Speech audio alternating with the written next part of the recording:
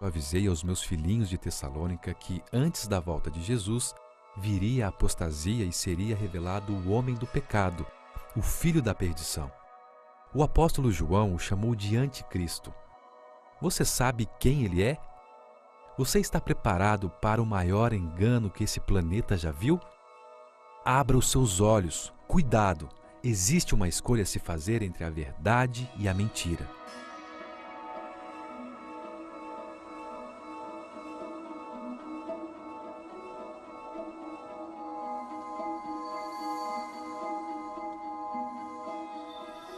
Na segunda carta aos Tessalonicenses, capítulo 2, versos 1, 3 e 4, o apóstolo Paulo diz: Irmãos, no que diz respeito à vinda do nosso Senhor Jesus Cristo e à nossa reunião com Ele, nós vos exortamos, ninguém de modo algum vos engane, porque isto não acontecerá sem que primeiro venha a apostasia e seja revelado o homem da iniquidade, o filho da perdição, o qual se opõe e se levanta contra tudo que se chama Deus ou é objeto de culto, a ponto de assentar-se no santuário de Deus, ostentando-se como se fosse o próprio Deus.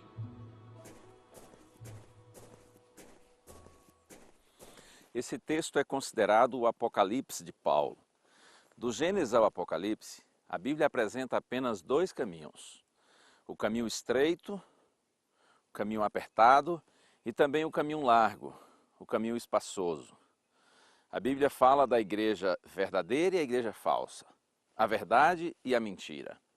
A casa construída sobre a rocha, a casa construída sobre a areia. Há um grande conflito, segundo as Escrituras, que está sendo travado entre o bem e o mal. E nesse conflito não existe terreno neutro, não existe uma terceira opção. Aquele que, assim na linguagem popular, procura ficar em cima do muro, de acordo com Jesus, já está contra ele. Porque ele disse: quem não é por mim, é contra mim. Quem comigo não ajunta, espalha. Ele disse também que nós não podemos servir a dois senhores. Portanto, não existe uma terceira opção, não existe um terreno neutro nesse conflito entre o bem e o mal. E a grande verdade é que desde o Éden, o inimigo tem procurado maquiar a mentira, tentando fazê-la parecida com a verdade. O próprio Cristo disse que quando o diabo profere mentira, ele fala do que ele é próprio, porque ele é mentiroso e pai da mentira. Ele é o grande anticristo, ou seja, aquele que se opõe a Cristo, aquele que é contra Cristo. O inimigo, ele odeia Jesus e sempre quis tomar o lugar do Senhor.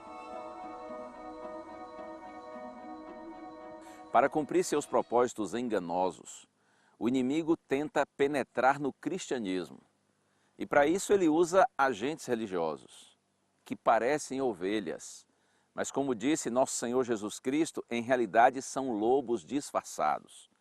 Daí a advertência do apóstolo Paulo, conforme nós vimos, de que antes da segunda vinda de Cristo viria a apostasia e seria revelado o homem da iniquidade, o filho da perdição, o qual se opõe e se levanta contra tudo que se chama Deus ou é objeto de culto, a ponto de assentar-se no santuário de Deus, ostentando-se como se fosse o próprio Deus. Veja que a mesma iniciativa tomada por Satanás no céu seria tomada por esse sistema ou por esse poder religioso que tenta ser igual a Cristo. Que sistema religioso seria esse? Você já parou para pensar? Já imaginou? Que sistema seria esse usado pelo inimigo para se opor a Cristo, para se opor à igreja de Cristo, aos seguidores do Senhor?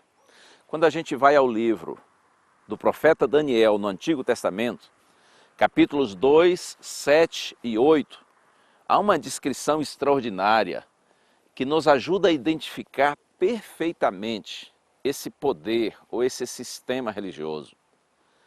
Daniel diz que a partir do Império Romano, o Império de Ferro, que dominou o mundo por vários séculos, surgiria o que ele chama na profecia de um chifre pequeno ou uma ponta pequena. Um poder religioso que teria olhos, e uma boca que proferiria blasfêmias. E Daniel diz que esse poder, inclusive, iria proferir palavras contra o Altíssimo. Iria também magoar os santos do Altíssimo, ou seja, esse é um poder que persegue, que provoca uma devastação, uma destruição e mata os santos de Deus ou os filhos de Deus. E ainda mais, o profeta Daniel diz que esse poder iria também se encarregar de mudar os tempos e a lei. Além do mais, ele se engrandeceria até o príncipe do exército e tiraria dele o sacrifício diário. Significa que esse poder desviaria a atenção das pessoas do ministério sacerdotal de Cristo no santuário celestial. E além do mais, ainda iria lançar ou deitar a verdade por terra. Impressionante.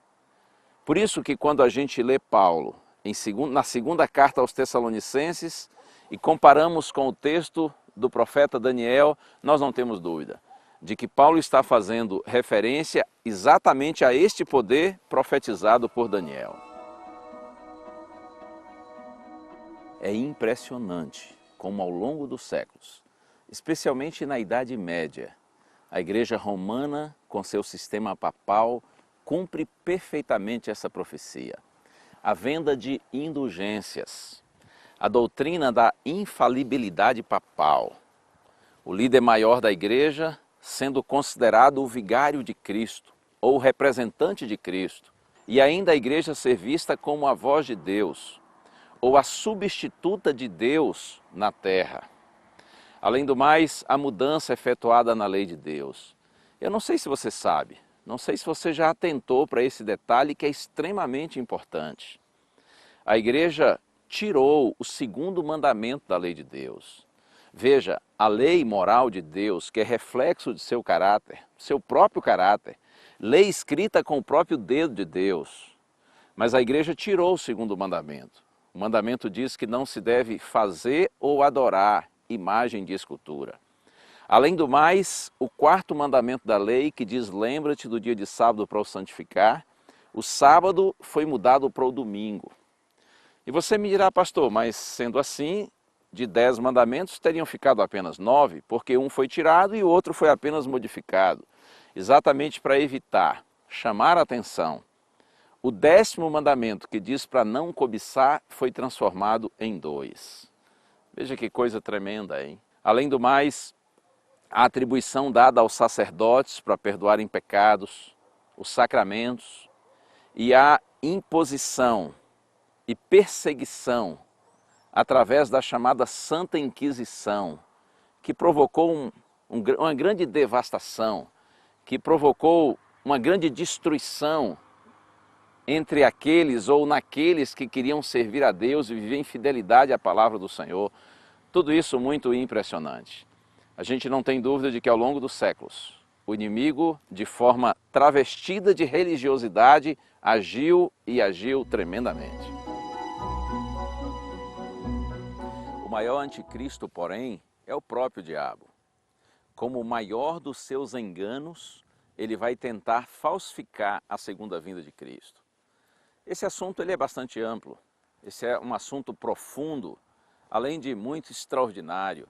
E é claro que em poucos minutos eu não tenho como lhe explicar todos os detalhes, mas eu quero lhe estimular a seguir estudando a Bíblia. Estude com afinco, com oração, clamando ao Espírito Santo por discernimento. Dê uma atenção especial aos livros proféticos de Daniel e Apocalipse. Você vai se maravilhar, vai se encantar com as revelações do Senhor e acredite, essa é a única forma de nós não sermos enganados. Outro dia eu estava no meu carro e resolvi ouvir rádio. Aí coloquei numa estação de rádio cristã e havia ali um pregador fazendo sua mensagem e uma coisa me chamou muito a atenção quando ele disse umas palavras que, segundo ele, foram proferidas pelo seu líder religioso, pelo seu líder maior. As palavras são assim, abre aspas, nem toda a verdade está na Bíblia e nem tudo o que a Bíblia diz é verdade.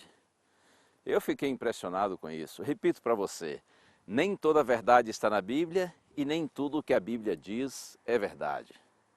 Palavras de um líder religioso?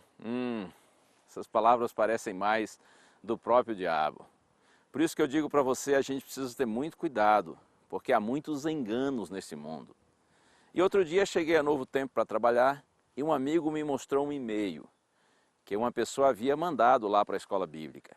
Essa pessoa estava revoltada com a Novo Tempo pelo fato de nós ensinarmos sempre que a Bíblia é nossa regra de fé e prática, que a Bíblia é normativa, que a Bíblia é autoritativa, que todo cristão deve basear sua vida, seus pensamentos, sua conduta, unicamente através do que diz a palavra do Senhor.